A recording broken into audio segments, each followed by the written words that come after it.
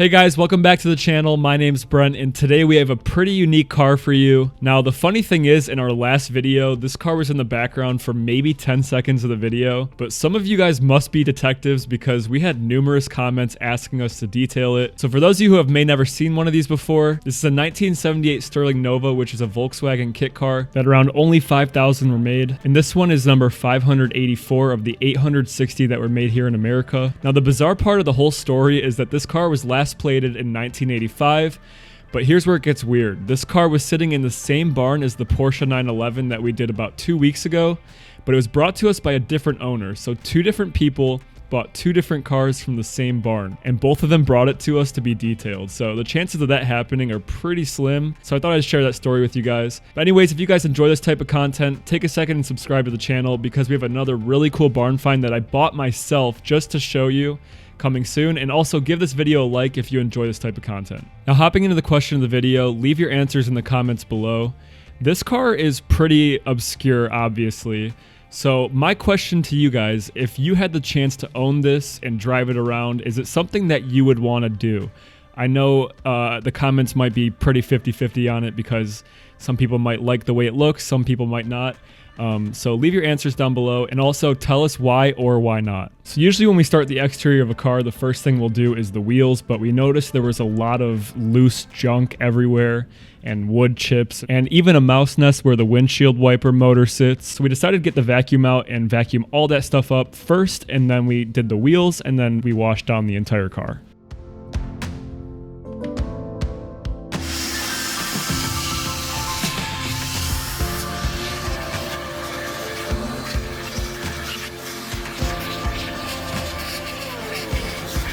So looking at these wheels, I don't think we've ever had a barn find come in with tires that were green like this.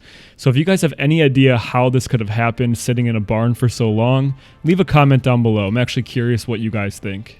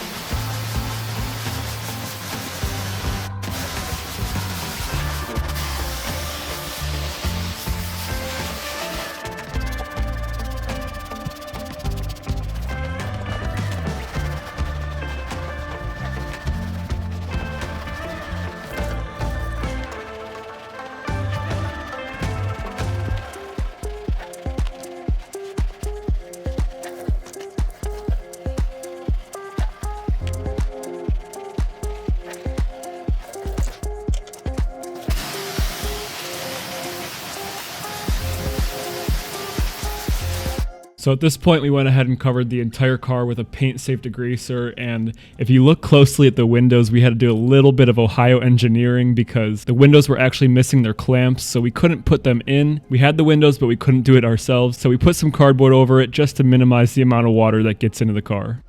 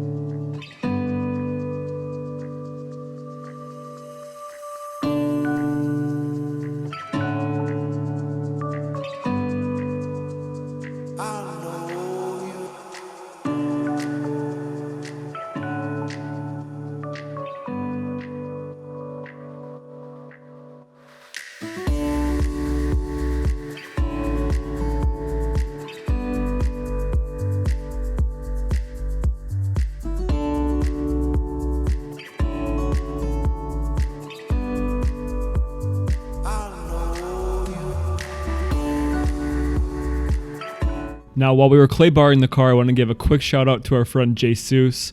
He wasn't able to be in this video because he was busy, but he found us this car and brought it to us, and he also sold me the car that's going to be in our next week's video. So if you guys want to check out his channel and subscribe to him, he posts a lot of really cool rare cars on there. I'll leave it in the description below. Go check him out.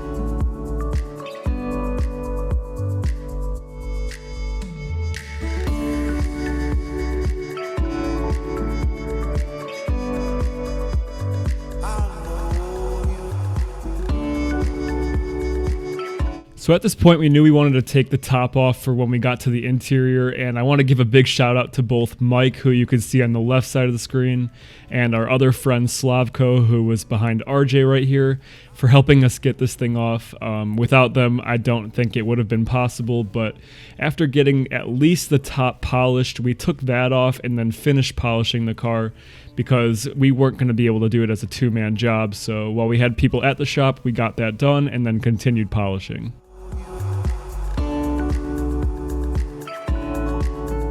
And here I am to ask you guys again to leave a comment below if you guys have any clue what kind of paw prints these were. It would take extensive sanding and polishing to actually get these out, so we just did the best we could with the time that we had just to make it look a little bit better. But if I had to guess, I think it was a cat. If not a cat, maybe a raccoon. But if you do know, leave a comment down below.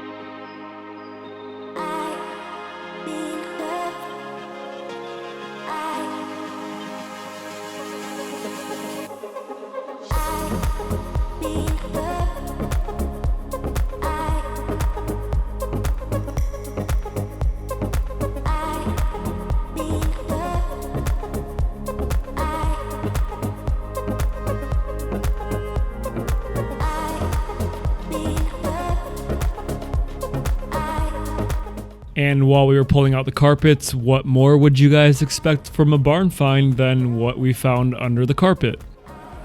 Oh, that's a dead mouse. That's gross. Let me take this off the tripod. We got a dead mouse right here. Ew. That is just gross.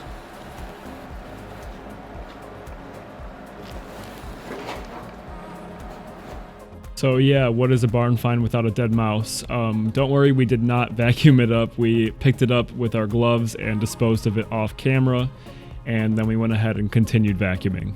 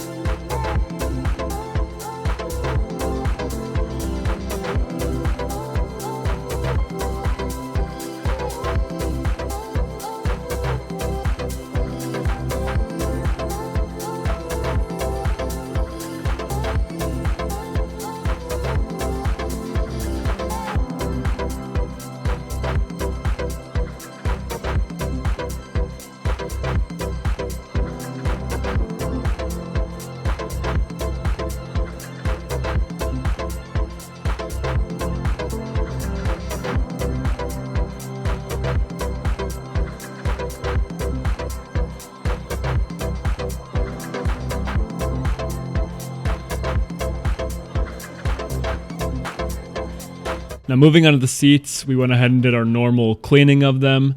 And two little fun facts about them. One, if you look at this little pattern, it looks like it's missing some fabric, but that's actually the pattern of the seat. And 2, these are probably the most uncomfortable car seats that I have ever sat down in my life.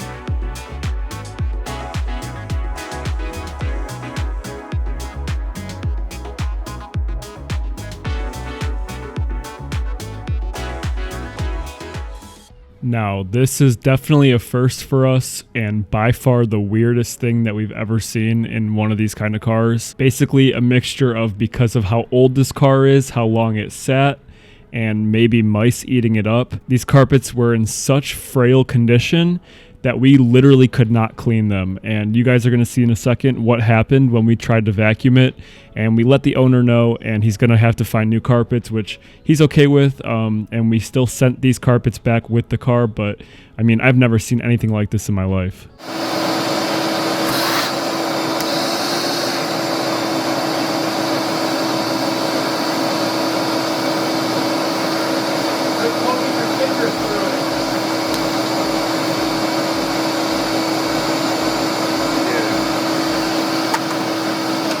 I don't think we can even do this. Like, it's falling apart. Did it just rip? Did it rip where it's clamped? Yeah. Carpet? So yeah, that was definitely a first for both of us in one of these barn finds. And I mean, we knew that the carpet was pretty frail going into it, and that's why we weren't going to use a power washer or the extractor, and we were going to kind of be gentle with it and still try to clean it. But I mean, as you can see, there was just no saving these carpets at all.